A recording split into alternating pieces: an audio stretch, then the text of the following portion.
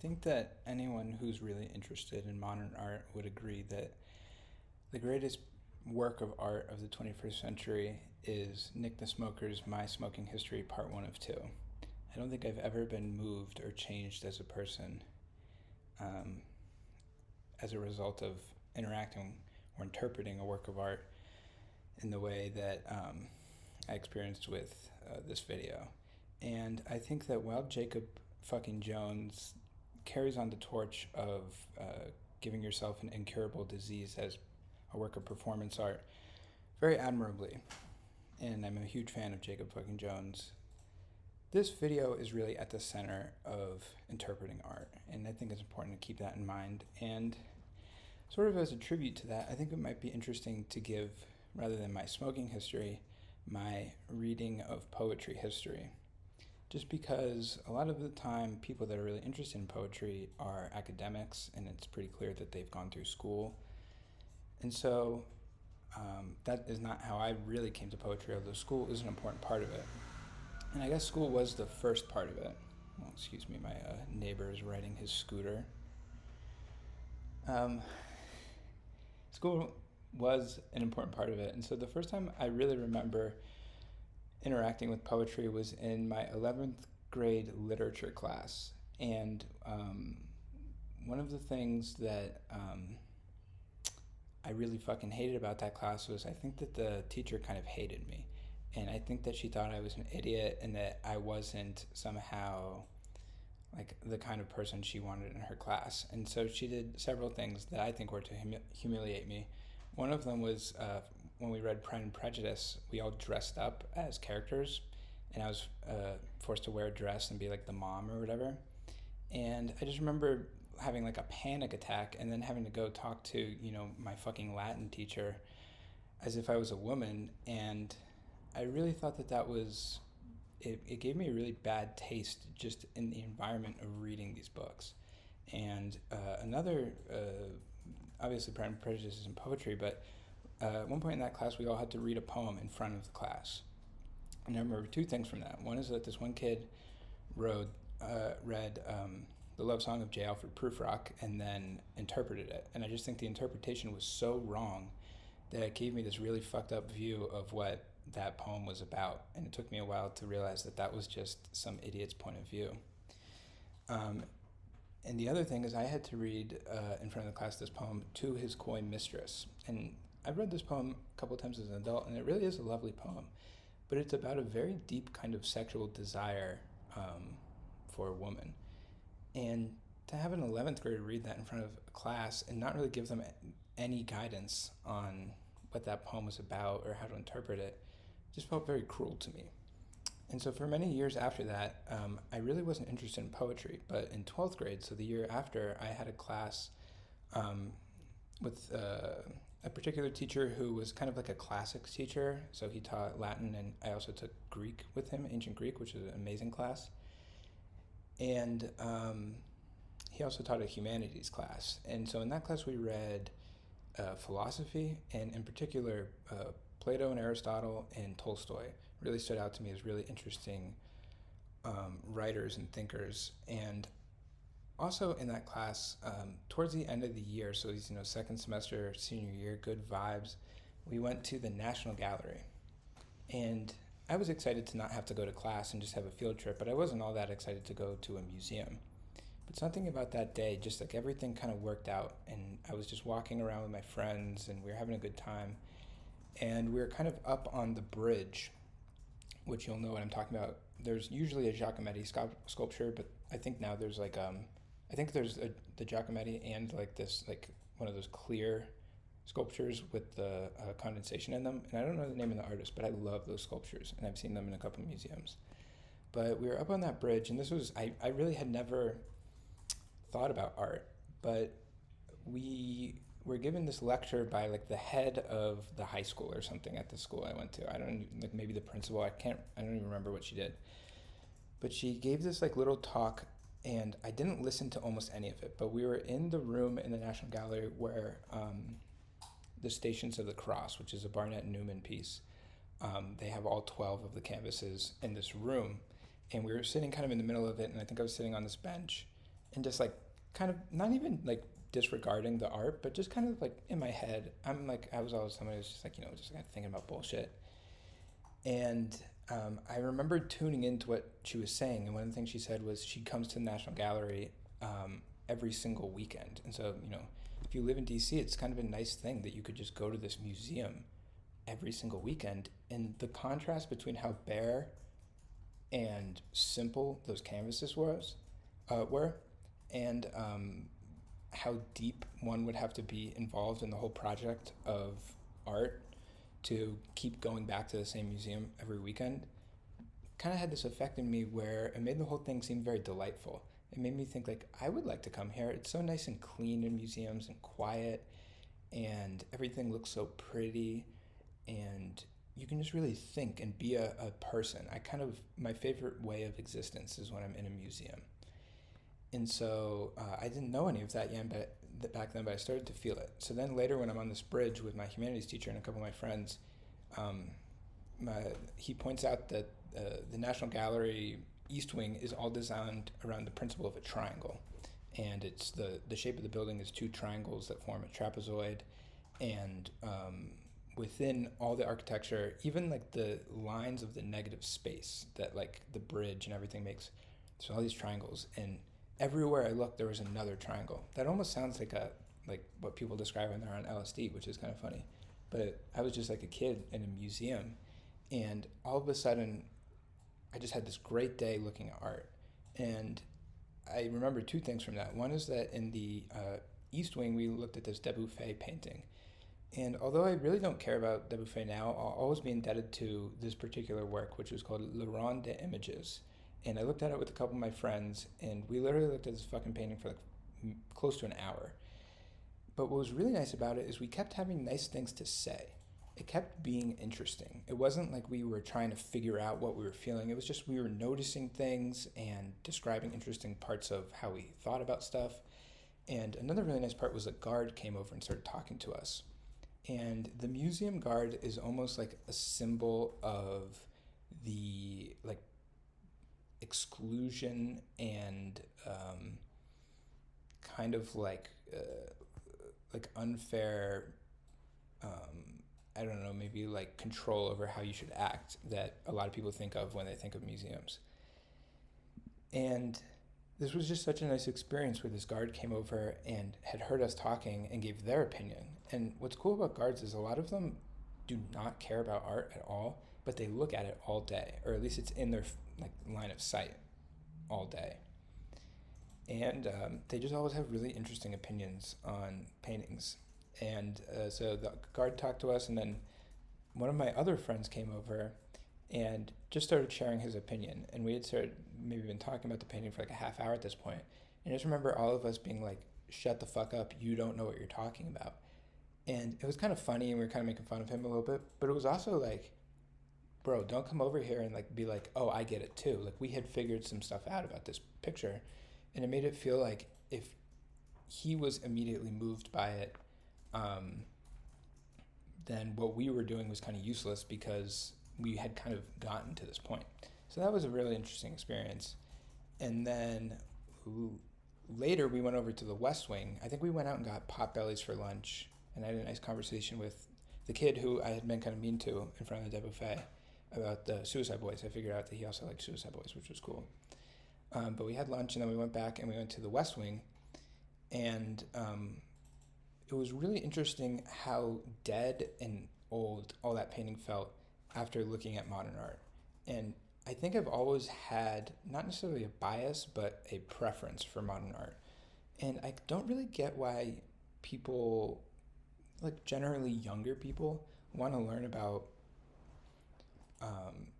stuff from, a long time ago instead of learning stuff about stuff now. I get why you would want to learn about stuff from ancient history and stuff, but compared to like modern art, it just all seems so bland, which is quite a statement, and I don't really believe that, but I kind of felt that like it was just paintings of boats, and that's what most of the other people that I was with were interested in. So it was just a overall interesting experience, and I had a really good time. And then later, I think that year, like over the summer, I went to the National Gallery with with some friends, and this friend who I had been kind of not mean to it because we weren't mean, we were just kind of making fun of him in front of the buffet, ended up being very important in how I look at art.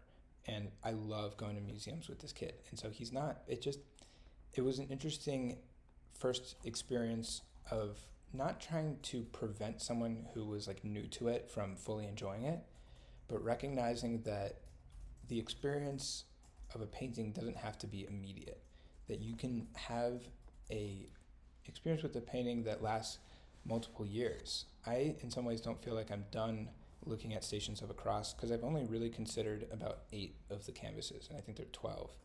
And I love going back and just moving on to the next one. And this is something I've been doing over the course of a couple years at this point. And so it's just, it's just nice. But that was all to say that this humanities class really changed my perspective, not just on writing and the pursuit of knowledge, but on life in general. I just really felt like I had an identity that made sense to me. And this like really manifested itself in lots of ways, but one of them was when I was I had kind of stopped going to college and was just working at an art museum, and I would spend these long hours just standing in galleries, but we were allowed to have a book with us. So I'd start bringing books, and the books that I had were these books that I'd read in high school. So I read like a little bit of Faulkner, and I read, Faulkner was like kind of the first author that I really thought was like worth really thinking about. But even though I got into like reading novels and philosophy, I just wasn't interested in poetry. I was a little bit interested in like religious texts, but I wasn't interested in poetry at all. And over COVID, I went back to school and took a class. It was like an online Zoom class on poetry. And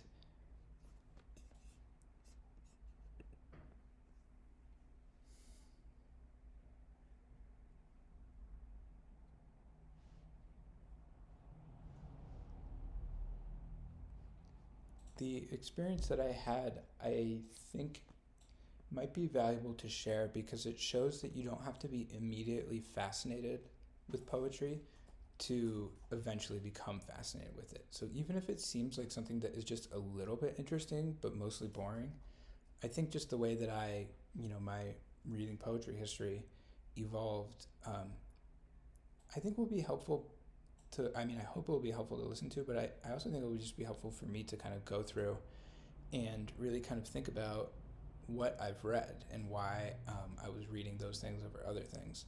And so in the poetry class, we were just reading whatever the professor had decided to read. And we were mostly reading American poetry. And we kind of went through it, and I had read The Love Song of J. Alfred Prufrock, and I had read, maybe like that William Carlos Williams poem. And when we read them in this class, I really thought the teacher didn't do a good job of like making anything contextually interesting. It was all like, well, if you want to learn about poetry, this is how you can do it. But it wasn't really about relating it to existence or to reality. And when we got to Wallace Stevens, I remember 3 poems that were read by Wallace Stevens.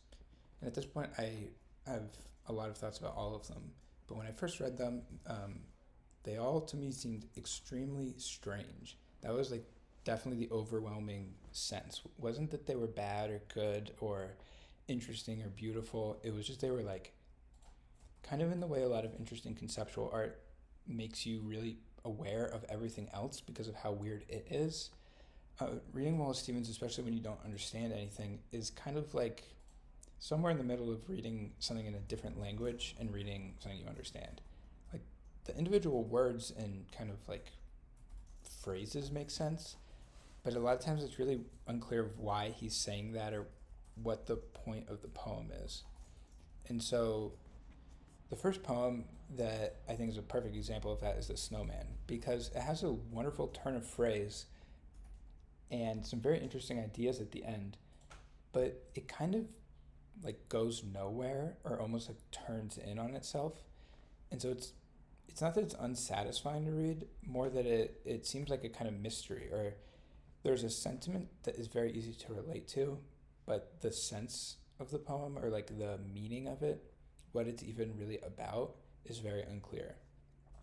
Um, and then we read this poem called "The Emperor of Ice Cream," and I didn't. This one did seem strange, but I hated how little sense it made. It made me feel like upset. I've often thought about, like, sometimes when I'm reading stuff that's really difficult, or you pick up a novel that you've heard is really really good and like super worth reading, it's going to make your life better, and it just doesn't make any sense, and you're bored, and it's hard to read, and it seems like there's ideas that you should understand and you're not getting as much out of it as you thought you would. It just makes you want to cry. There's a really nice part, I think it's like right at the beginning of the second part of The Bell Jar, where she reads like some James Joyce, and I mean she does more than cry, but it's like it destroys her whole life.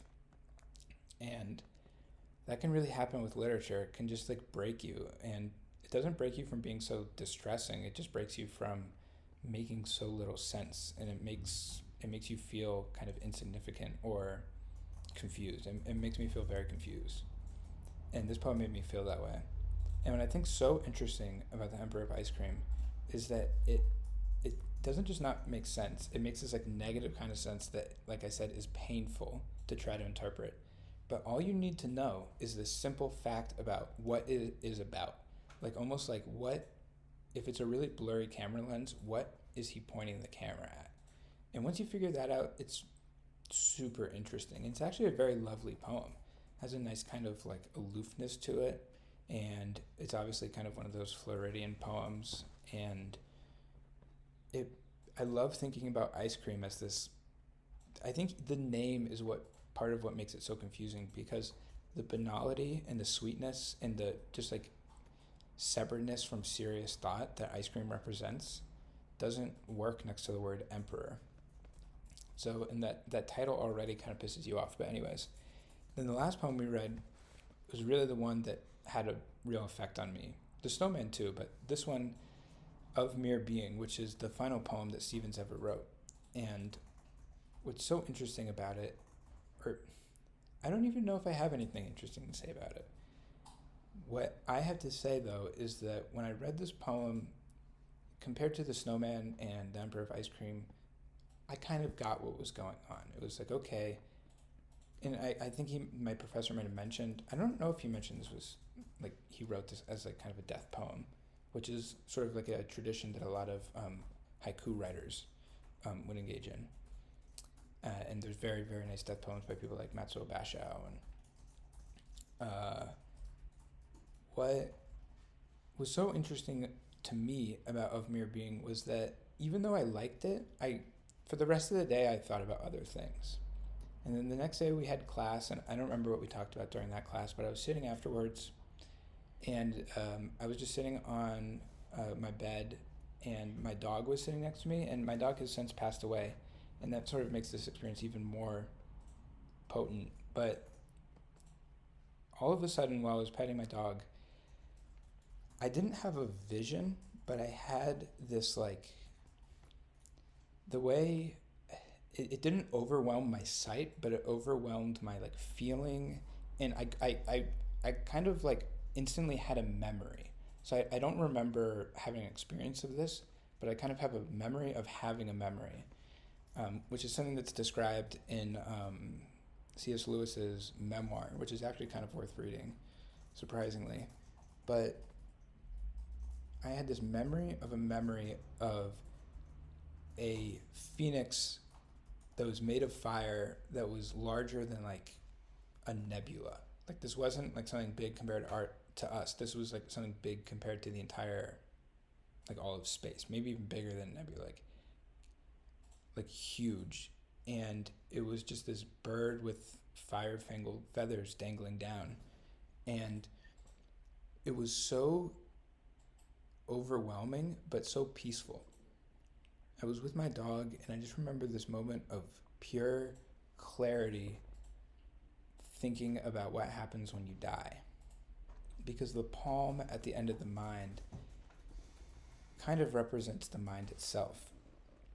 It is the limit. It's basically Stephen standing somewhere out in Key West looking out at the ocean and seeing all of existence as this kind of empty thing in a final act of, I think, kind of poetic bravery that's overcome in a very classic symbol. The symbol of the phoenix is as old as time. Something rising from the ashes is purely mythological. This is a warning systems test.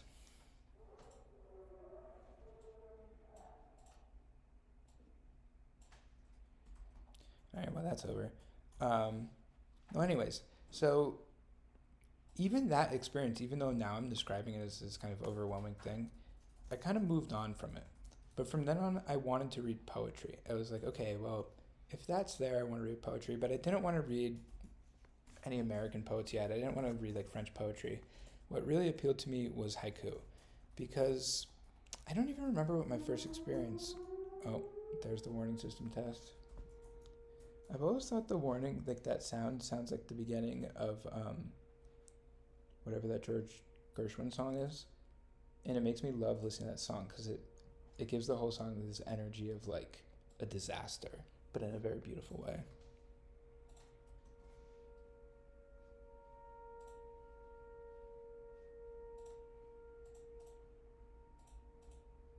I don't know if you can hear that, but there's like a siren going off.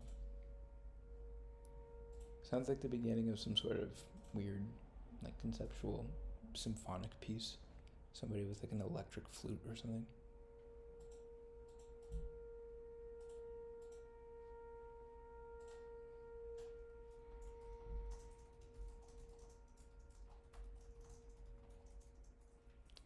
All right. I think that's a good test. Doesn't sound very good.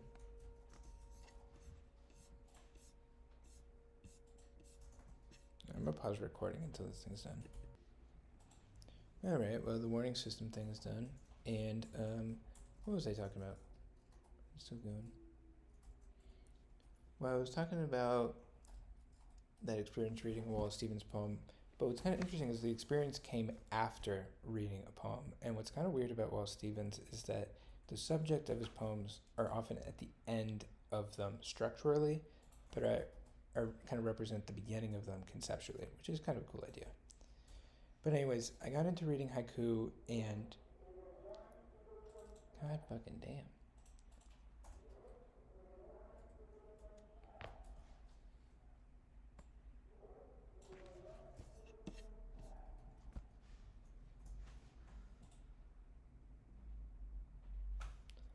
But I swear to God, if that fucking siren goes off again.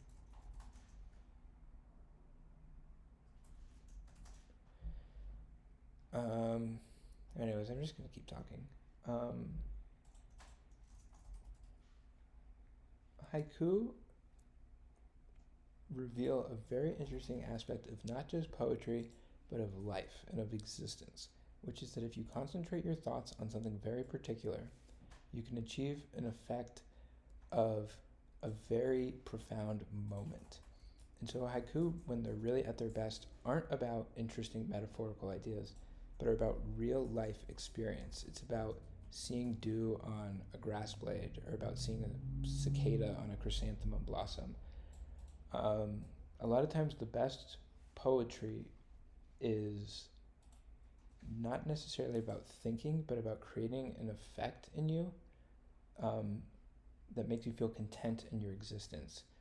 The whole project of Wallace Stevens' poetry is contained in the title of his first collection of poems, because it is indeed a harmonious effect that is not just at the center of poetry and not just at the center of art, but truly at the center of life. I mean, what else but harmony and tranquility and beauty is one supposed to think about?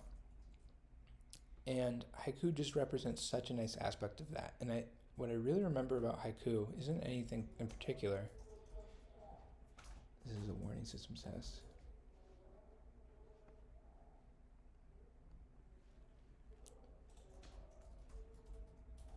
I don't remember anything in particular, but I remember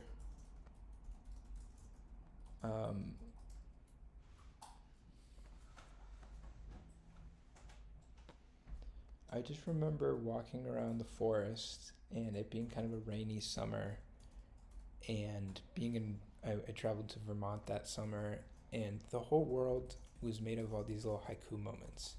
And each one had their own particular feeling or sense to them. They were all about something else. Some of them were about family, or some of them were about my dog, or some of them were about nature. But they were distinct moments. And I think it revealed to me a really interesting aspect of art, which is that you don't just have to be able to talk about it. If you really want to be interested in art, you have to experience something deep. And so a lot of times what gets focused on is how one can talk about art. But what I'm trying to talk about here is, it's funny I'm talking about it, but I'm really trying to focus my attention on only speaking about art in the way that it has an effect on its viewer. In kind of not just in the moment of perceiving it, but also in the memory after, and kind of in the anticipation of it. For example, I've never read Proust, but I have a lot of thoughts about Proust. And so, I've read the first couple pages of Swann's Way, and I've thought about it ever since I read it. It's like one of the most beautiful things I've ever read. So, I don't even remember how I got onto that, but to go back to my history of poetry reading, after haiku, I kind of became interested in romantic poetry, and even though I have a lot of nice memories inspired by romantic poetry, I found it very disconnected from my experience. I ended up really liking certain poems by Keats and Wordsworth. I think Intimations of Immortality is like kind of behind a lot of other poems. A lot of other poems are kind of rewriting that poem, which is really cool. But I kind of went through a long period of not really, kind of trying to understand poetry, but consistently being kind of disappointed with the experience I had. I would read something like people like Shelley, and I had this great idea of what it was going to feel like to read them, but it just felt confusing, and like I wanted to cry and all that kind of stuff. But I took a very nice class in high-end literature, which is ancient Japanese literature, and I really liked that class. I loved everything, especially this book called The Pillow Book, which is written by a woman named Sei Shonagon. Just about 1,000 years ago. At this point, 1,000 years ago, Sei Shonagon was either dead or running around, isolated and cast away from polite society, somewhere in the mountains of Japan, crying herself to sleep every night, which is a sad thought. But I kept having nice experiences with literature, but within poetry, things were very difficult. I don't know. It was hard to come to terms with a lot of things compared to how you can just have this really nice aesthetic experience reading certain novels or reading certain philosophers that just really inspire a really wonderful state of mind. But throughout all that time, there was sort of this anxiety that I was performatively reading poetry. And so I didn't really feel deep somewhere in my bones that this was something that was worth doing. And I think that's kind of the problem with romantic poetry, because the way that romanticism, or the word romantic, is used nowadays is basically unrealistic, or even like impossible in a way. It's about, people sometimes use the word transcendent, but I think that's I don't think, if you're using it correctly, I think that's a nice way to use it, but a lot of times the way people use romantic is more about like denying reality. It's not about elevating reality to a higher level. It's like, don't think about the truth, just think about the moment or something. And I don't like that thought at all. But to some degree, I think that is in romantic poetry. Especially compared to the modernists, who are just really looking at the real world. A lot of the myth and fantasy is stripped away, which to me just makes the poetry clearer and more relatable. So I don't really get why people love romantic poetry so much. I found it really difficult to read, and over a period of years, I just don't feel like I made that much progress. But as I began to read more and more modern poetry, and in particular, I see it as a kind of lineage. It's basically this, not one poem, but a bunch of poets over the course of a century, maybe a century and a half, thinking about the same ideas and kind of being very similar people. And because they were so similar and thought about existence in the same way, they wrote poetry that isn't like aesthetically similar, but is about the same things. And it's about very peripheral, strange aspects of being a person. Um, to begin with is definitely Walt Whitman.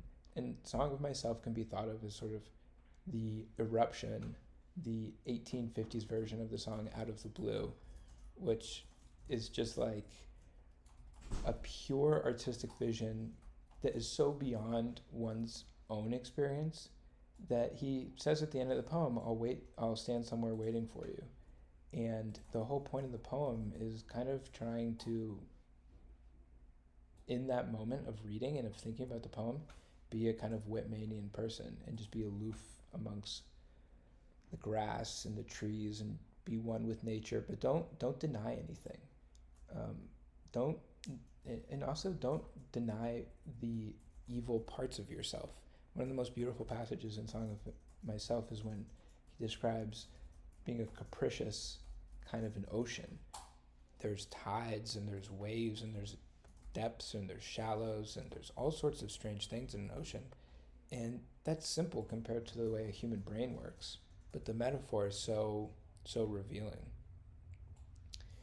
And I think the really next important step after Walt Whitman, and kind of contemporary with him, is Emily Dickinson. I guess I think of her as later. I don't really know the timeline that well.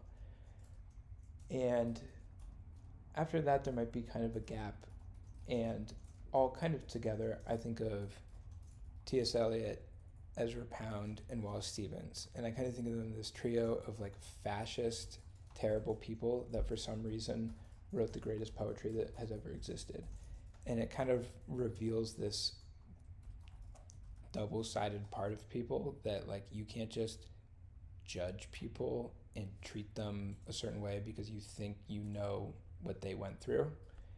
And a lot of poetry, sometimes poetry is described as being able to relate to other people, but I think sometimes the empathy of reading is more that you didn't know it was so complicated.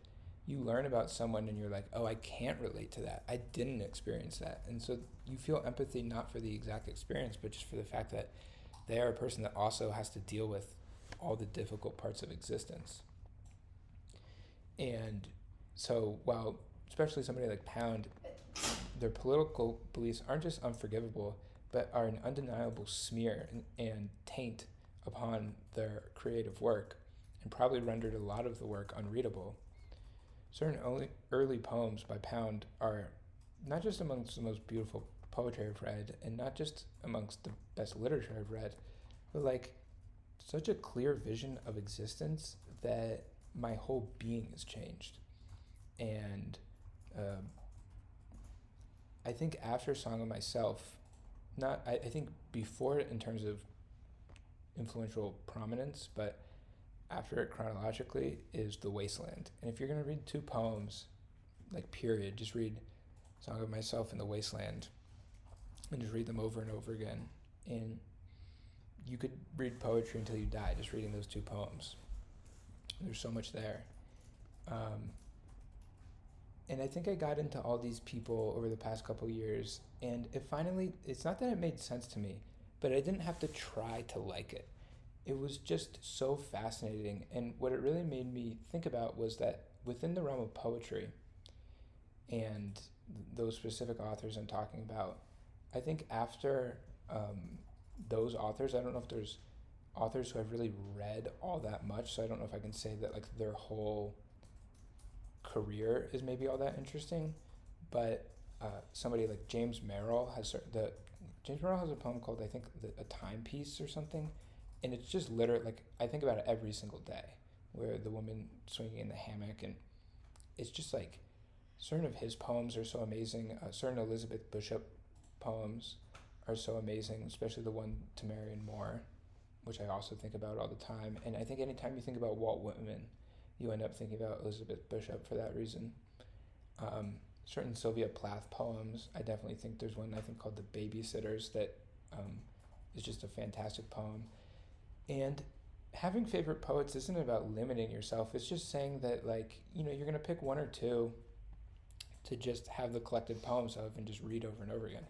And one of my favorite movies I've ever seen, in fact, one of my favorite works of art, is this documentary about Wallace Stevens' life. And James Merrill is interviewed in it, and Harold Bloom is interviewed in it, and Helen Vendler is interviewed in it. And they just have such interesting things to say. I watched this documentary like 5 times, and I still feel like it's like watching it for the first time, especially the final sequence where they have, I think it's Stevens' voice reading The Auroras of Autumn, and it breaks into Harold Bloom. It really shows Harold Bloom at his most like prophetic. Harold Bloom is a lot of times thought of as like a literary critic or maybe an academic or sometimes like a religious thinker or something. And I guess kind of a religious thinker, but he was really like more of a, I don't know, it just seems like he was possessed by something when he would really talk about poems. And you can see that he doesn't really seem to have full control over what he's saying when he's talking about that crazy sequence in The Auroras of Autumn. And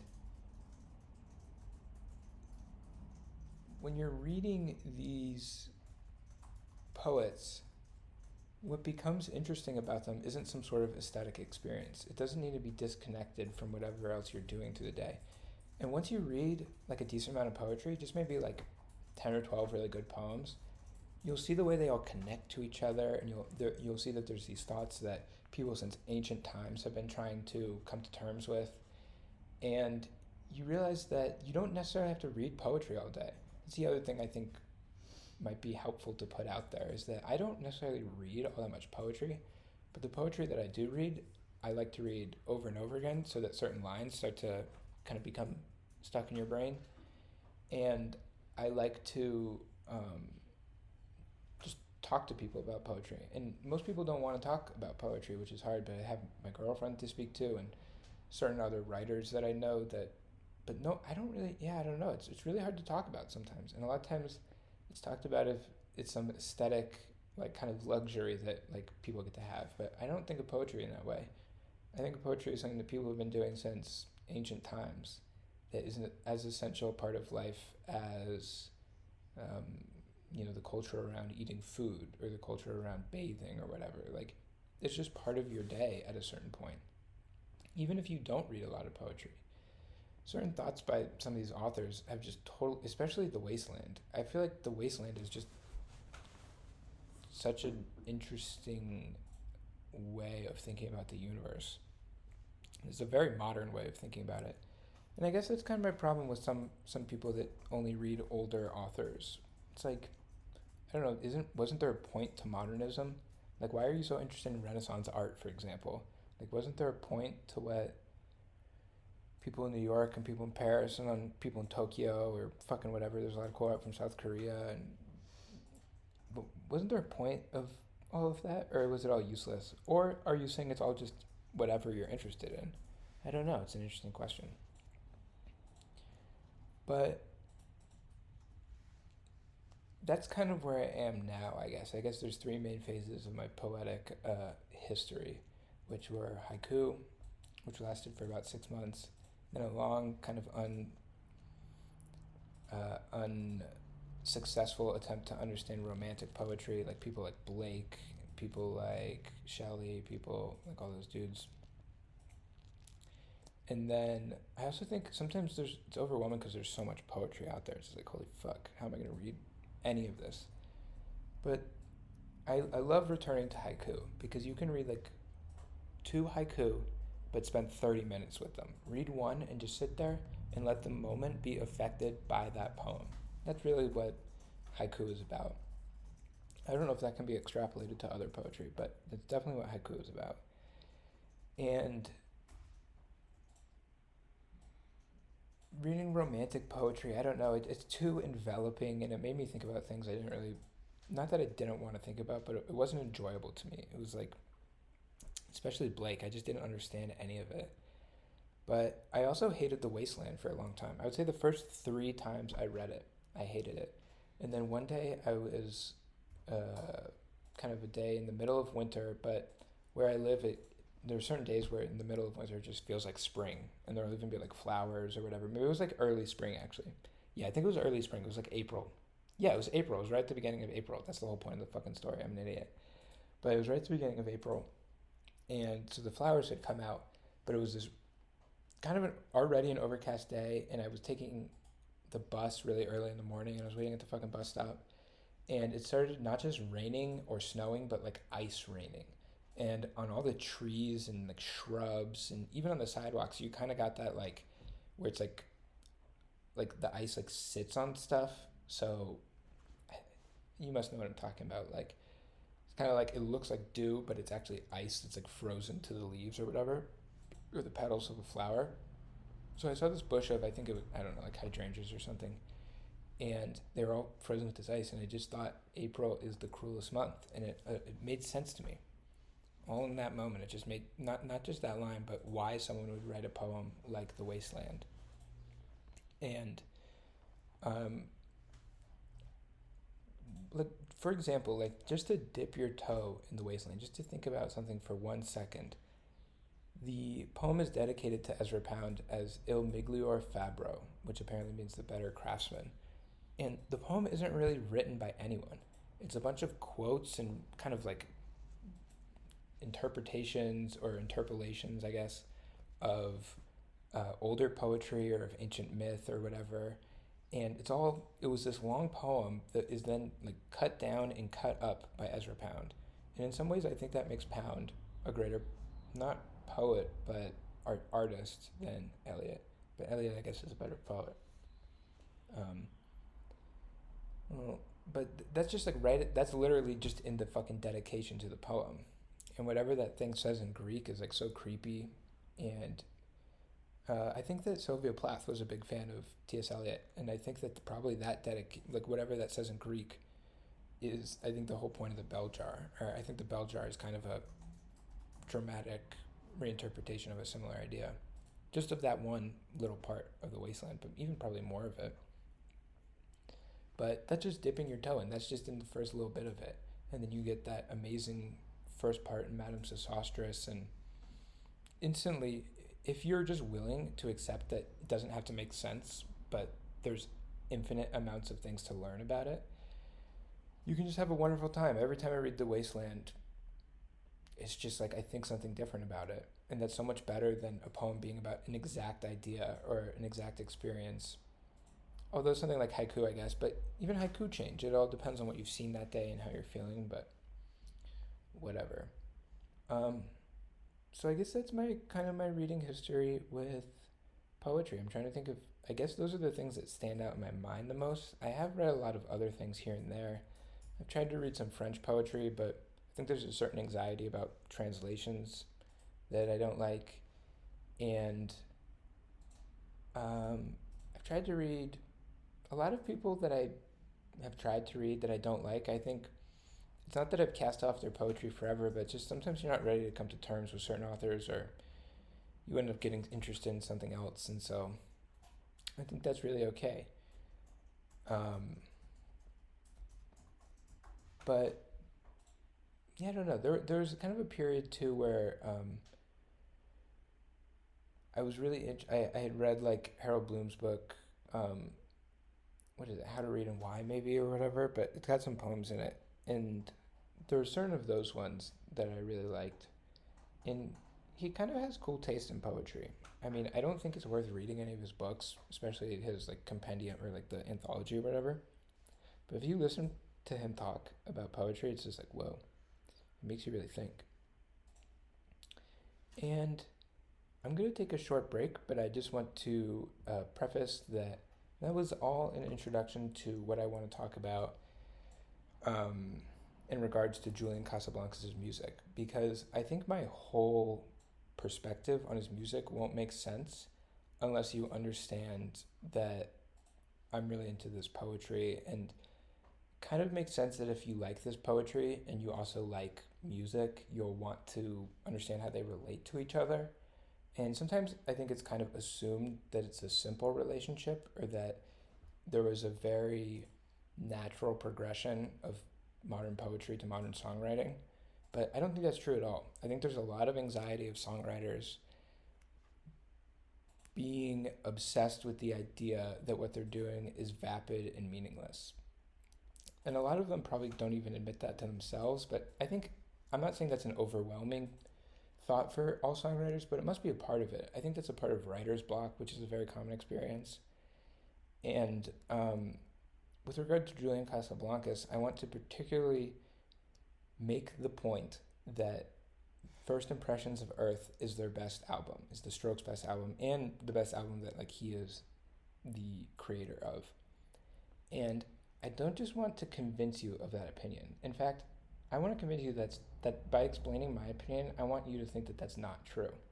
Because I don't give a fuck what you think about their music. And you could say, well, I don't give a fuck what you think about their music, but here's the thing. My opinion about their music isn't based on liking or disliking the music. Now, I happen to really like it, and I wouldn't have been able to kind of discover the things that I have about the music without really liking it.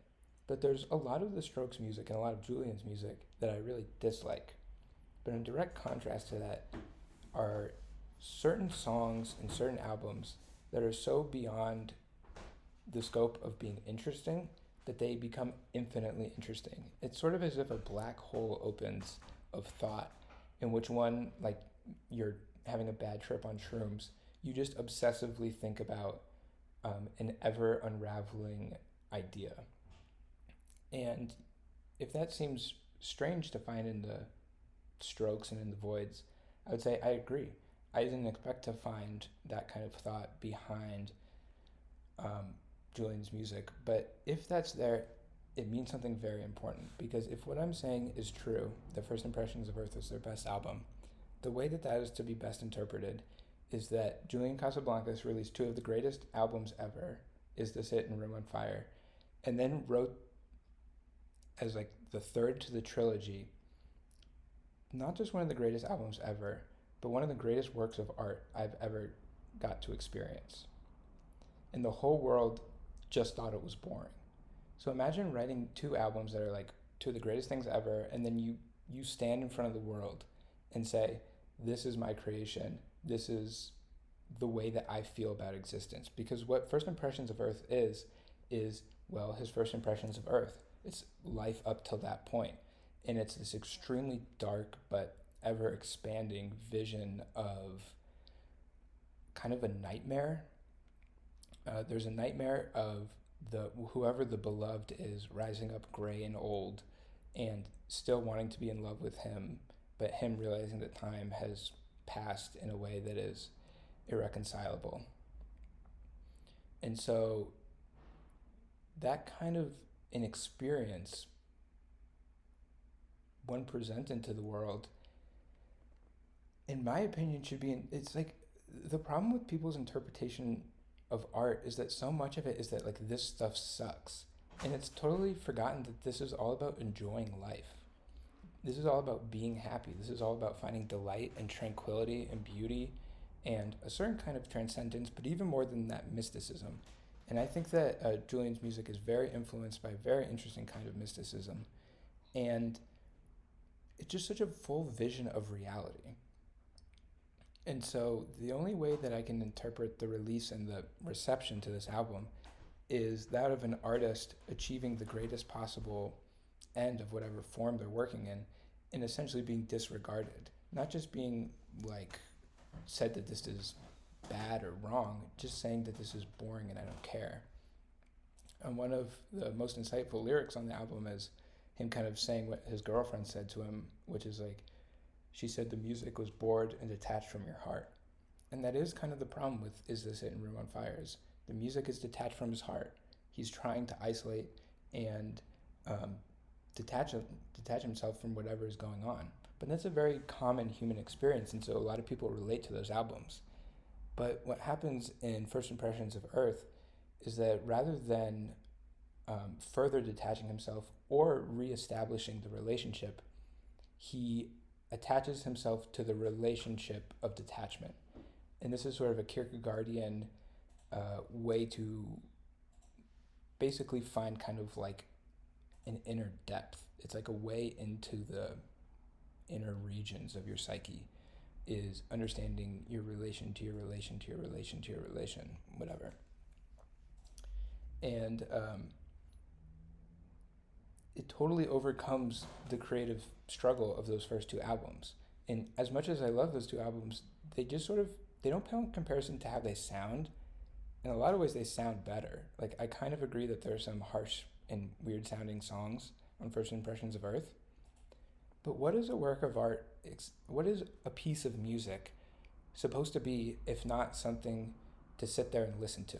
If you sit there and fucking listen to that album, it took me a couple times. I didn't like it the first couple times I heard it.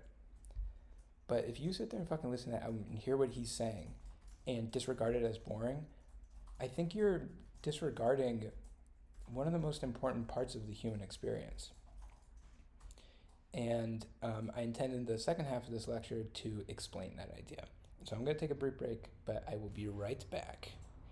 Here's a little intermission.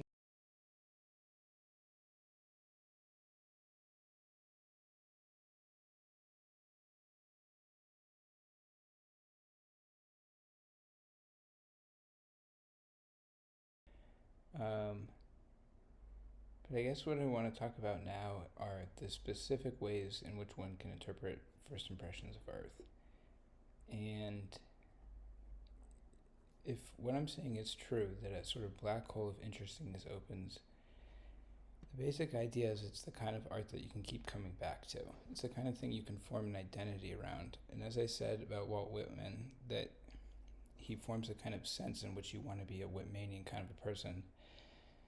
I think that Julian Casablancas' music is ultimately about kind of making you feel like you're someone else. It's kind of about entering into this mythological state of what a person is. And a lot of times it's described as just like a fantasy of like living in New York or whatever. And it might be that in Is This It? And here's a problem with This Is It, like a specific example, is first of all, the song Barely Legal is just like a weird song. But even more than that, there's just like a certain coyness to the lyrics and a kind of like cruelty and rudeness that is a little bit off-putting. It's kind of like, damn, like you sound kind of like a dick, and kind of in interviews or whatever, and the way I guess he performed on stage, seemed like he was kind of an asshole. And I'm not. I guess I don't have. I'm thinking about that as the beginning form of a mythological character. So this is just like the beginning of the way you can start to think about whatever the persona is that's related in the music. And a good example of that is like, I don't even remember what song it is. Just like, I think it's in Soma where they do like the hits like dun dun. And it's like nothing. The way he says nothing always really fucking pisses me off. But something like Last Night is basically the beginning conception of a mythological idea.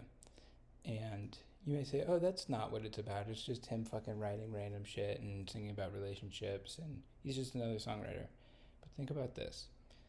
In The New Abnormal, the last four songs can kind of be thought of as a sequence of like the end result of whatever was going on in those first albums.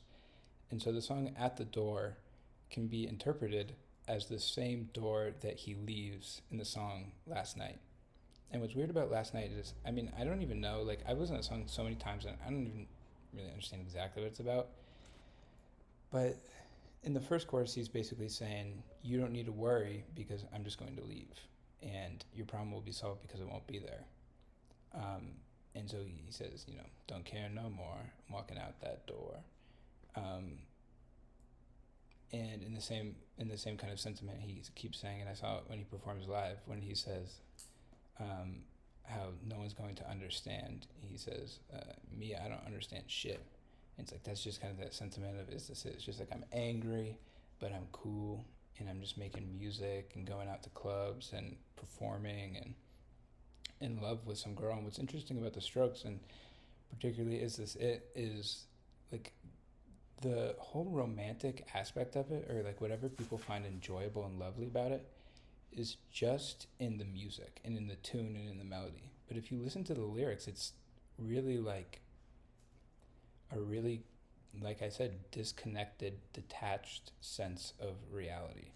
It's about removing yourself from the situation in an effort to not feel whatever kind of conflict is going on. And conflict becomes very important. It's kind of figurated as not necessarily like a battle, but the way that two people maybe stare at each other across a bar. That kind of like, there's that song Take Me Out, where it's like two snipers looking at each other as a metaphor for two people having this kind of tense moment. It's kind of romantic, but also kind of like you're trying to almost like defeat or rather than defeat. In Julian's case, it's about just leave. I'm walking out that door. And so at the door, he's back at the door all these years later, and he's saying nothing's here. It's just this huge vision of emptiness. And that culminates in the end of Ode to the Mets, where he says, a painful, shameful roar is all that's left of existence. That's a really kind of cool idea. That's kind of a black hole of an idea. What's so nice about it is that is being expressed lyrically, but musically and instrumentally, a really kind of melancholy beauty and kind of like the same aesthetic of classical music, of kind of like a moving, beautiful thing. And it's not as beautiful, but it's kind of cooler in Is This It and Room on Fire, because certain tunes, like especially on Is This It, are just so like the modern age. I think of the modern age as sort of a song that's based on the way that Lou Reed would write a song. It's not really like a pop song. It's kind of almost something that's like, I don't know, it's a little different than a pop song. It's weird to think about, but there are certain pop songs. But then something like Hard to Explain, there's just a certain point in that album where you're like, all right, like even the songs that are less interesting you end up liking because they just fill this kind of feeling that the whole album gives. And Room on Fire, I once heard it described as just like another set of tracks that could have gone on Is This It? But I disagree. And I think at the end of the MTV concert that they gave, you see them performing, I think it's Between Love and Hate, which is a great name for a song. And the lyrics are all different, and he's got kind of the tune of the singing different, and the pace is maybe a little different. And I don't know, he's just like, you can see that these songs aren't necessarily like come out perfectly. You see kind of the process or the middle point where it's like an idea that he's had, but it's not a perfect song yet. And what ends up coming out on Room on Fire are songs like Reptilia, but also 1251 or the opening track, or there's just so many great lyrics. Like Automatic Stop is such a good song. But even though the lyrics are really interesting, the music is basically relying on just being catchy and nice. And that's the whole point of pop music, right? It's like you want to listen to music because it's enjoyable to listen to. You put it on in the car. You put it on when you're out with people. Music is a lot of times a shared experience. But when you think about music as an isolated or individual experience and you're just by yourself, what you're looking for in music isn't just having a good time, but kind of being content just with yourself. And so what's interesting is a lot of artists that end up being really peaceful and nice to look at are dealing with a lot of really kind of turbulent things. Jackson Pollock is a good example, but also Van Gogh. Van Gogh is basically achieves an effect of peacefulness through chaos, which is a really cool idea. And his painting is all kind of based around like a fluid moving through the scene, which is kind of cool. And that's kind of a metaphor of a confrontation with existence, which is very commonly known in The Scream, which is, I think, not just a very famous painting, but a very well-loved painting. I think people really get what that painting is trying to achieve in its viewer, and what it does achieve in its viewer. I think it does achieve an interesting effect in a lot of people. But anyways, yeah, so Is This It and Room on Fire are obviously great albums, but the lyrics aren't really that interesting to talk about, maybe to some degree. On Reptilia, that is kind of the culmination, maybe not even just of that album, but like the whole early period. And so the trilogy can kind of be thought of as one work of art, and that's really the best way to think of it. But if you think about individual albums, Reptilia is in some way still trying to get away from the moment. It's still trying to lose yourself in some sort of sense of evanescence and beauty and connection with someone, but like this turbulent connection. It's about like being there with someone, but I mean, like in that chorus, you're not trying hard enough. It's about being like, let's drive the car as fast as we can, let's play the music as fast as we can, and let's really live in this moment. And the way that that's like turned up or amplified is by disconnecting yourself from it. And the way that's kind of achieved aesthetically is like almost as if the music is being displayed on like a graph or some sort of mathematical formula. There's like a mathematical formula to the songs, similar in the way that you listen to classical music, where you can just tell, like, especially when that the two guitars and the bass are all playing over each other in the chorus, and that's also in a song like Automatic Stop, and just like so many of the songs on that album, and definitely in some songs on like Hard to Explain on Is This It. And that kind of mathematical formula is broken in First Impressions of Earth. And so I kind of want to begin talking about this album with the recognition that this isn't a lot of people's favorite Strokes album, and a lot of people listen to it a lot and just don't like it. And I'm not saying you're like an idiot for not liking it. If you don't like this album, ultimately I don't really care. But I think what is a fair statement is, if you don't like it, it's because you're not listening to what he's saying. And that's kind of, there's like a song where he's like, you're just not listening to me, or that's kind of like the message of a lot of the lyrics. And it's interesting, it's interpreted in that way. It's like, I just want to dance to the fun song. I just want it to be nice music. And it's like, you don't really want to listen to what he has to say. So the music comes out kind of a bit more aggressive, and it focuses on a sense of hatred. And the thing is, that would be kind of weird if it was hatred for the same subject that Is This It and Room and Fire are about. Let's just say you're an artist and you start creating this mythological sense for yourself, and everything is happening exactly how maybe you think it should. Like, your album's getting popular and everyone's going to your shows and people are writing about you in magazines like you're crazy. And your second album maybe isn't as big of a deal, but it's still like everyone likes this album and you're playing all these cool shows and shit. And then you, I don't know, get back to your fucking house and you sit on your couch and you just feel empty. Tennessee Williams, I think, describes this at some point in like maybe like a preface or something. But that kind of success is just so meaningless, and that's kind of the whole point. And like we were saying, like my girlfriend said in the last lecture, like, just wait until the music comes out. Just listen to the music. And that's kind of my advice to get into this album. Is don't just listen to the music, but listen to the lyrics and listen to what he's saying. And a really good example of that is in Heart in a Cage, where at the beginning of the second verse he says, I don't want what you want, I don't feel what you feel. And that's a very hateful kind of a statement. And so if you're thinking that it's still about the same subject as those first two albums, which is this kind of evanescent but beautiful and fun, but also kind of complicated relationship he's having with a girl, that becomes kind of weird. It's like, dude, like, don't bring hatred into this. That's like not the vibe. And I think he recognized that. I think he felt a lot of emptiness, or what comes across in the music is a kind of mythological hero that has tried his best and is now at the top of the mountain and wants to go higher. Whatever he's gotten isn't enough, and so he's just going to keep exploring, or like a lot of times this is like figurated as a hero like setting to sail off into an ocean.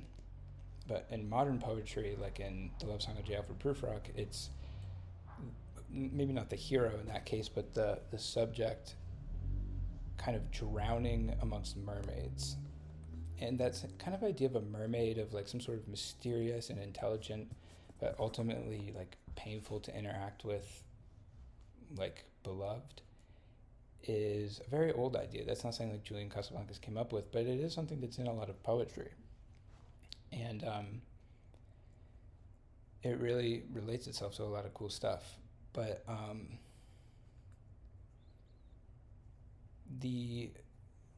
if that hatred has to be directed at something else, I think that if one feels that like life is overwhelming and that life is confusing and strange, the initial step is to detach yourself from it and kind of deny certain aspects of it and say, I'm just not going to participate in this, and that's kind of the way to solve it. And that's the way that he deals with whatever the subject is in those first two albums.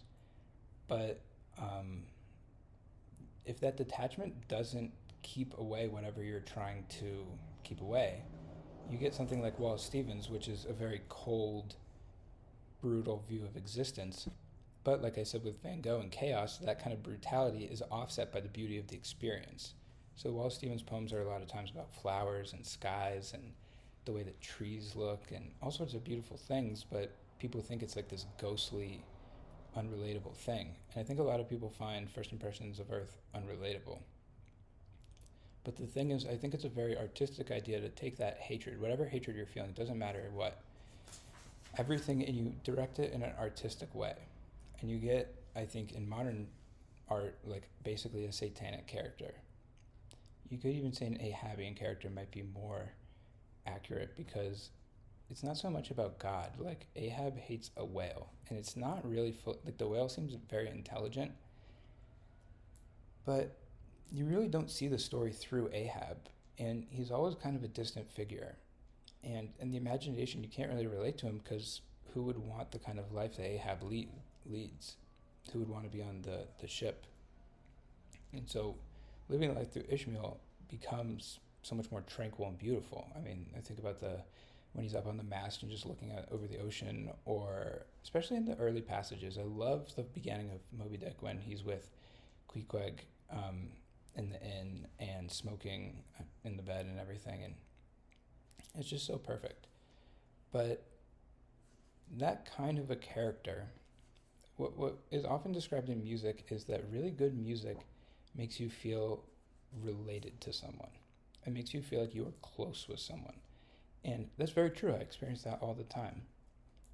But I think what Julian eventually tried to create on the third album is not a relationship, but a relationship to that relationship. And that's where I was talking about Kierkegaard. And you can even think of it as kind of like a mix between Macbeth and Hamlet. Hamlet, not in the sense that he thinks too much, but that he thinks too well. And he's gotten to a place that is unsolvable.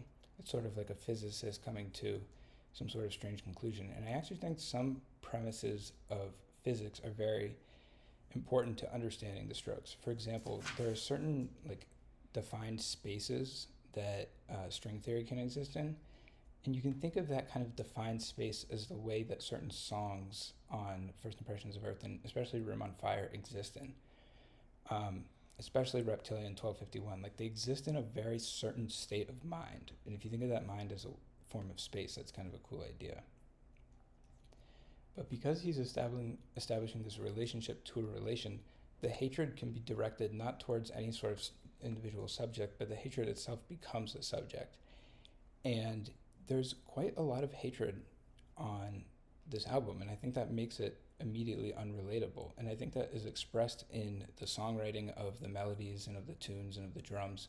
I think the drums on this album are definitely way better than they are in the first two albums.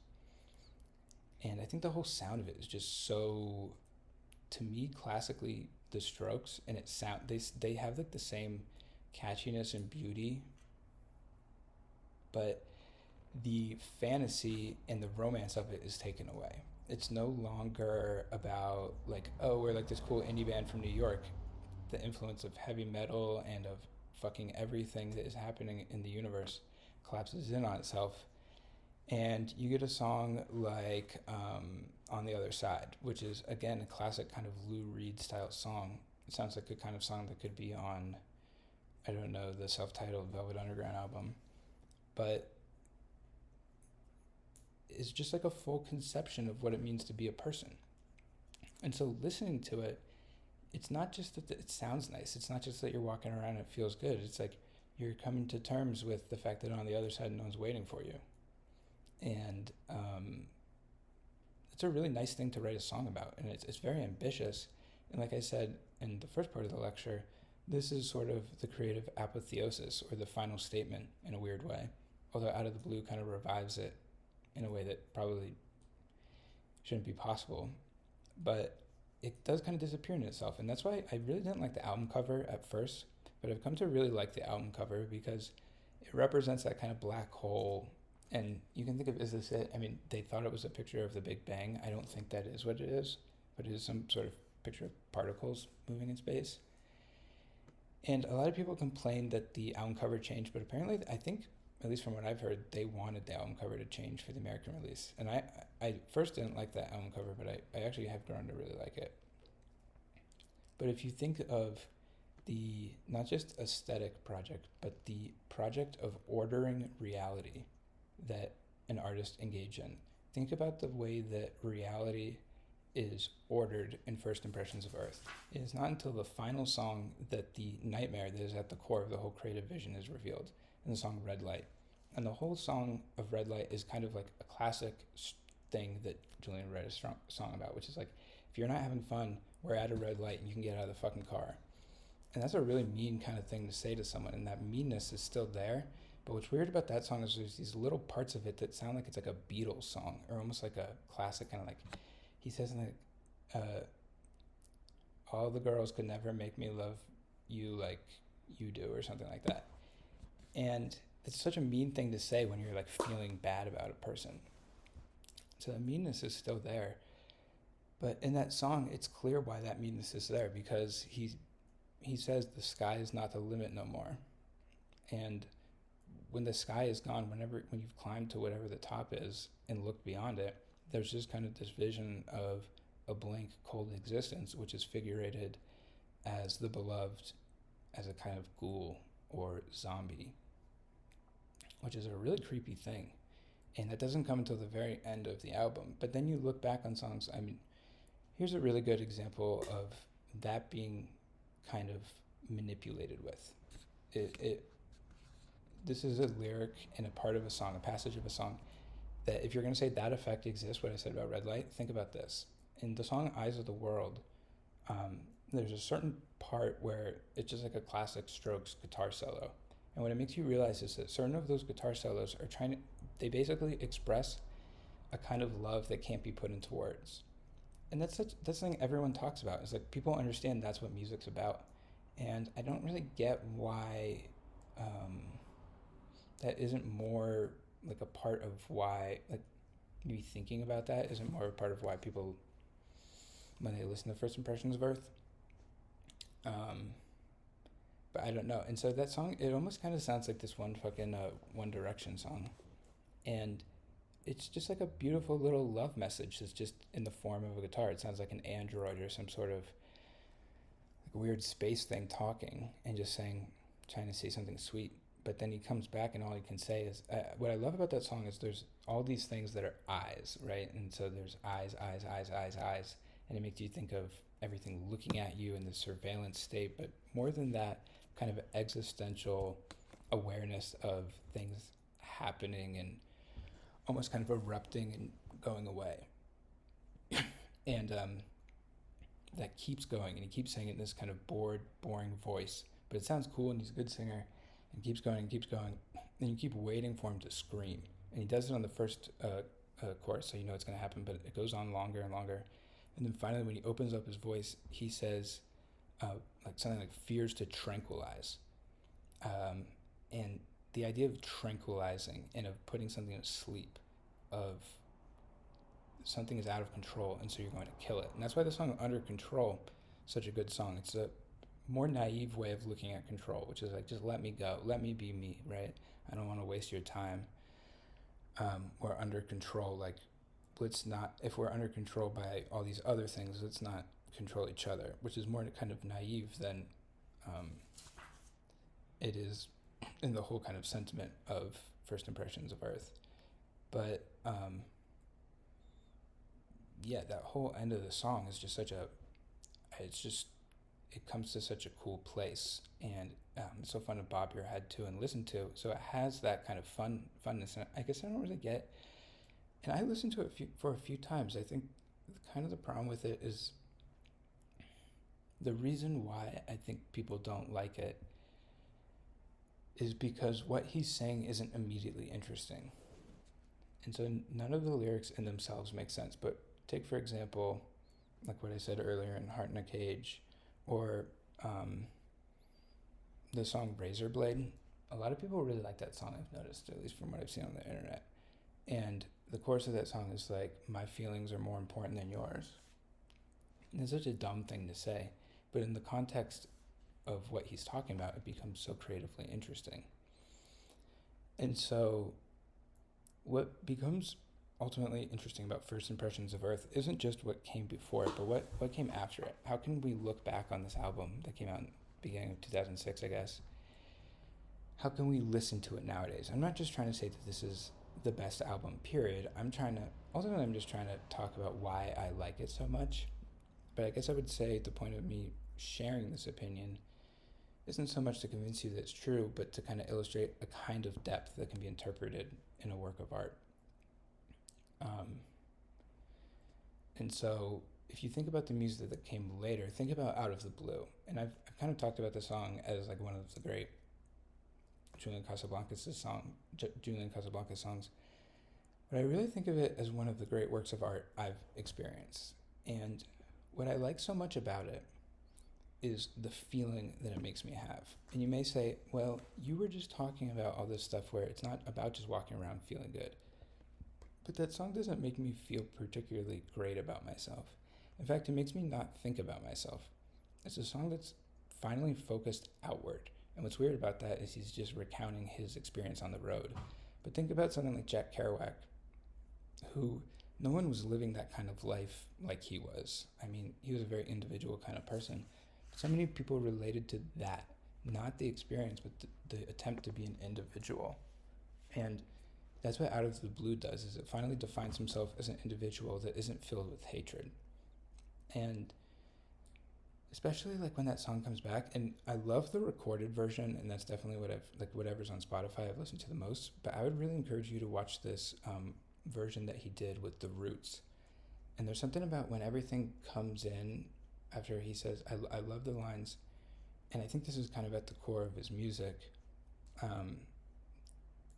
Take all your plans, pretend they fell through, take all your fears, or I think it's take all your fears, pretend they're all true, take all your plans, pretend that they fell through, that's what it's like for most people in this world. And when I say that, that probably sounds banal and stupid, but when you hear him singing it, especially with like when everything comes in that version with the Roots, and it's kind of funny, I feel like they don't get the first chorus right, but they course correct, and it just sounds so good by the end of it. And they're so, like I said, of the MTV performance, the music's kind of about locking in. The music is about coming to a moment of existence where everything is clear, and your relationship with not just yourself, but what's around you becomes clear. And I guess that's kind of an interesting effect that can be achieved in art. I think that a lot of abstract painting does that, where it's such a strange thing, and it looks so much like something that's banal and stupid, but you realize that even that is so interesting. And there's this one, I think it's an illustration, or it might be like an ink painting that I used in one of my last lectures of some pears, and it's just like this picture that the longer you look at it, you notice that things just start to become complex given time, which is just such a cool principle. But yeah, that song Out of the Blue, I also think really introduces this idea of a mythic character. And I think that the kind of creative vision that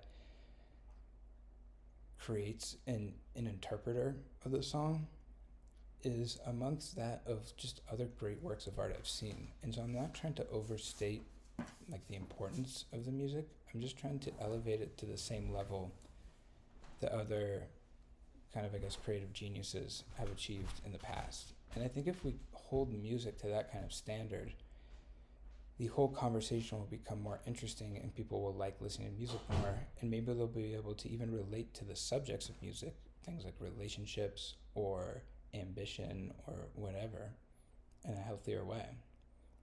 And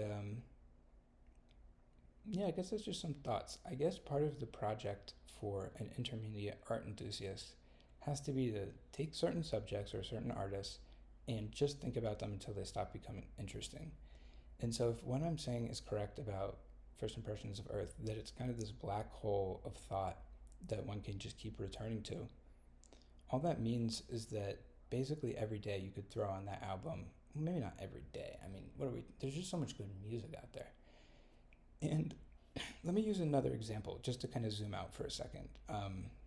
Another album that is so re-listenable to is 1000 gex by 100 gex. And the reason that album is so good is a similar effect I was talking about with that Strokes guitar solo, which is that the instrumental sort of comes into a form of communication. And whatever Dylan Brady is doing on those drums or whatever is just like so out of this world. It becomes, the lyrics aren't necessarily nearly as interesting, although I do think Laura Les is a fantastic writer of songs. But what's nice about 100 gex is a similar kind of thing to what's nice about Julian Casablancas, which is that a very full artistic persona is achieved. So I don't feel like I know Laura Les or Dylan Brady as people, but I feel as if I know this kind of mythological character. And the reason I say mythological is because I think it's a kind of mystical character. And when I say mystical, all that I mean by that is that reality has to be perceived for what it is. And if one doesn't experience any kind of mysticism, I guess what I'm saying is wholly unrelatable. But if you've even experienced like one tiny bit of a mystical thing, you'll know what I'm talking about. And I'm not talking about like, you like are trying to get yourself to believe in something. I'm just saying in the barest reality, in the most empty kind of state, I noticed beings outside of myself and outside of other people. And I think that's a very human, natural thing. And that's what I'm saying you are turning away from if you don't like First Impressions of Earth. You're not just turning away from the black hole of thought, but you're turning away from a relationship to that black hole of thought. And so the relationship with the girl becomes a kind of black hole in the sense that it's never going to work out. He's not going to figure that out. And so what he does in First Impressions of Earth is say that the problem he's having isn't with you, it's with existence. And so what's relatable about him isn't that he's doing anything right, but rather that just like me, he's out there fucking standing in the face of a great ocean of nothing and saying, here I am a person, I am an individual. And that's a pretty cool thing. And that's why a song like Ask Me Anything is so ironically genius, is because it is basically the statement of the first couple albums, but said in an ironic way that actually kind of detaches it from the statement in a way that he's trying to do, but can't achieve in the first two albums. He's still very emotionally wrapped up in it. Ask Me Anything kind of gets past that. And the song Visions of Division, How Long Must I Wait, is such a good lyric because, again, that's kind of is this it, but rather than saying it in a bored voice, he's screaming. He's not bored anymore. He's fucking mad. He's fucking angry. And at the end of the album, when he says, of the beloved, of all this has come to, at the song Red Light, at the red light at the end of the road, we're at the end. Do you want to fucking get out or do you want to keep driving out into nothingness? I guess he says, like, if you're going to leave, get yourself a lawyer and a gun. And that's a very hateful kind of a statement, and it kind of relates to art to something like Blood Meridian, but even more broadly, something like, like I said, Moby Dick, but even poetry. Poetry is sometimes about confronting parts of yourself that are evil or are wicked. Think about Notes from Underground, I am a sick man, I am a wicked man, or spiteful man, or whatever it is. People get angry, that's okay, but what's not helpful is just trying to suppress that anger, trying to turn it into something nice. Sometimes that anger needs to be expressed.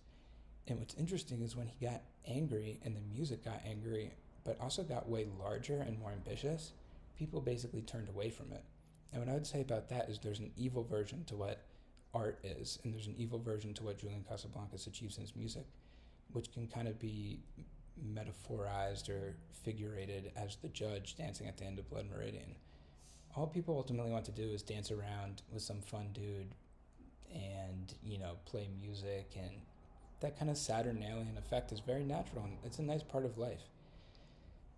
But it makes interpreting not just the album, but the reaction to the album and the way it exists in the history of not just music, but in art history, and the way that modern music is thought about. The way that something like what's achieved in the Velvet Underground is thought as wholly different than what's achieved in a Manet or something like that. I think definitely specific. Maybe there's like one Mary Cassatt, the Mary Cassatt where it's like a woman and her child going across a river is exactly like that. But, I don't know. I got a little lost there, but I guess maybe that's just the end for now. It doesn't have to be the end forever, but It's good to be able to talk about art and find interest in it. And that's really all I'm trying to share here. It's not that anything I'm saying is all that interesting, but that I'm interested in it, and I'd like to open up a dialogue that is not about trying to understand the basic project, not trying to say, oh, why should you like music? What is art? Why do people make abstract art? What is the history of art? All these kind of basic, like, what is happening? It's questions about reality. But you find reality, and then you find on top of that this amazing imagination. And that imagination is fully expressed in First Impressions of Earth. And that's what's not expressed in Room and Fire and is the imagination. And it's not really all that obvious necessarily, but even like razor blade, like picking up that razor blade and the idea that you can pick it up if you want to, but you're going to hurt yourself with it as being whatever his love is. Such a nice poetic idea. And ultimately, like I said, it's kind of like when you get really angry, what the album kind of creates in you is like, not that it makes you really angry or you relate to his anger or anything like that.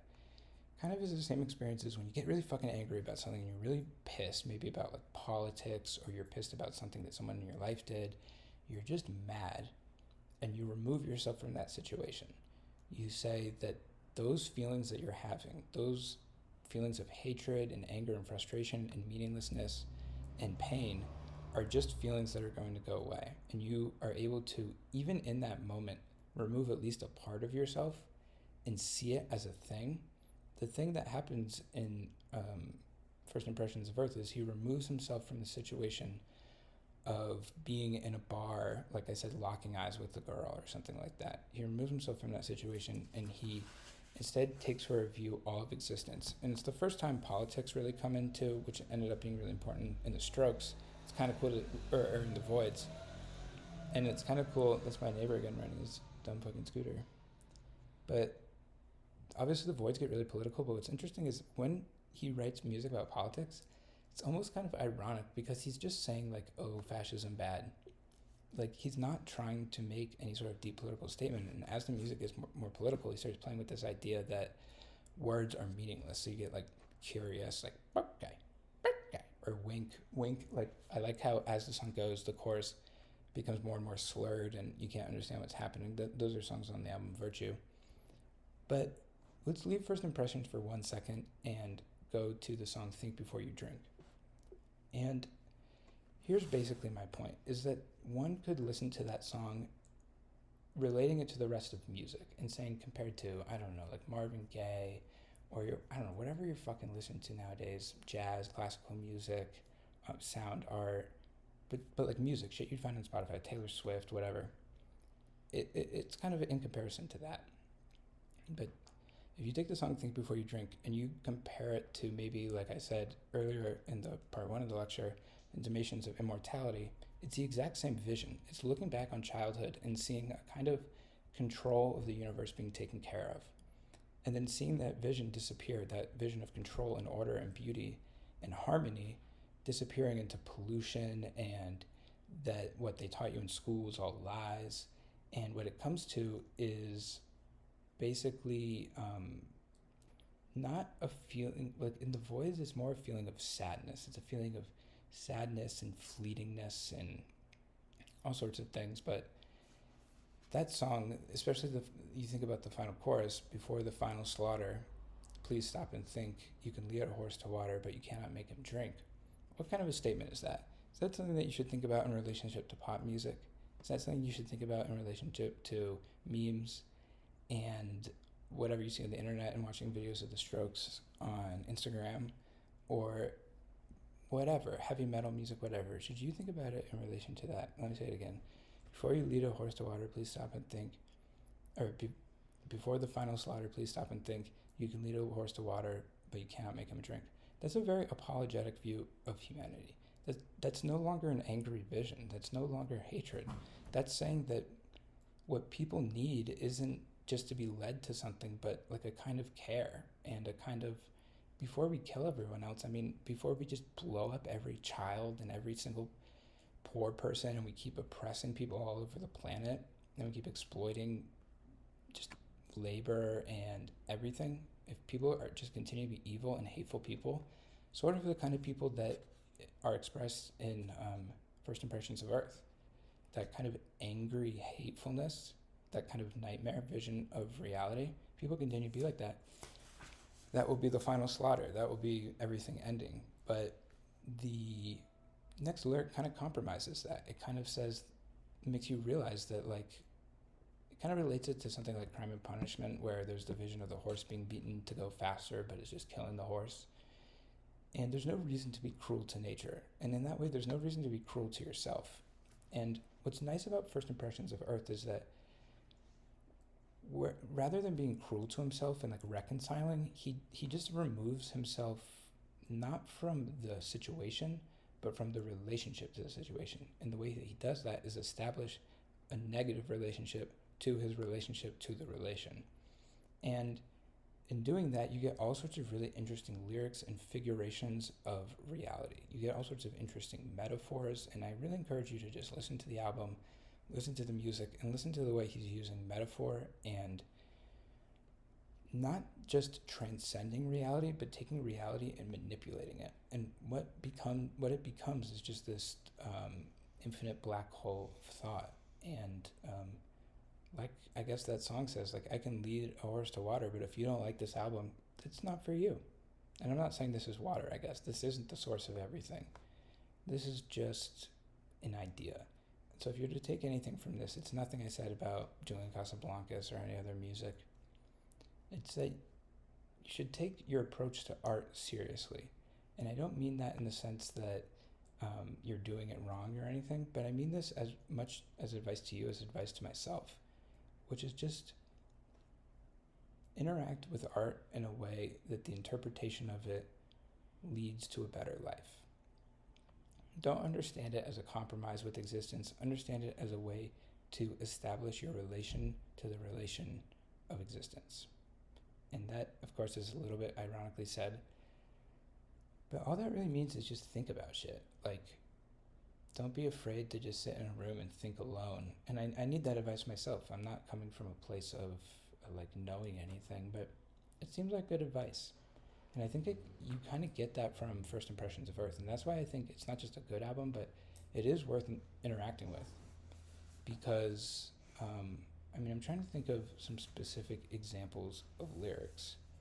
And that is difficult to do. I don't know, like I can't just recite the lyrics off the top of my head. But even something in Electric Cityscape, which is, even when I liked the album at first, I didn't like this song. But when you listen to the chorus, take me to the water, make me understand that I was wrong. That's kind of, he's in this moment of that music in a period between hatefulness and acceptance of evil. And the evil within himself, and no longer trying to detach himself from that evil, but to actually come to terms with it. And that's what's interesting about Ahab. That's what's interesting about Moby Dick, isn't that they get nowhere.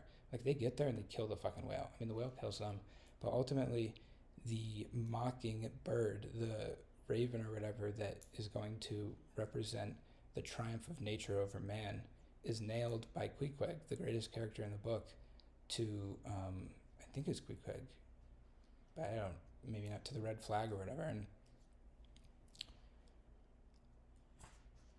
the reason I put it in those terms is not necessarily to myself, but I do think to a lot of people I talk to, something like Moby Dick feels very esoteric and strange and kind of for older people.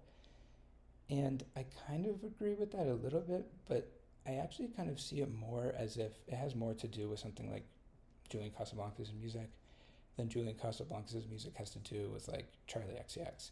And I say that even with him collabing with Charlie XCX. But even though I like parts of Brat, it's like, that's a different kind of experience. It's not about one being better than the other, but I'm also not trying to pretend like I think it's unimportant to think about it. I am trying to say that if your experience feels empty and feels strange and feels beautiful but ultimately fleeting, a good way to deal with that is to, what is in First Impressions of Earth started, which is look back on the situation and don't just detach it from yourself. Don't say that was me in the past and now I'm me new. Understand yourself in relationship to that. understand that whatever was going on, you can reinterpret that. And doing that in a nightmare is such a relatable way to do that. I mean, everyone has nightmares, and I really think that that album is best interpreted as a nightmare. And so I don't mean to go on, but I hope that you enjoyed this lecture on Julian Casablancas' music, and I hope that you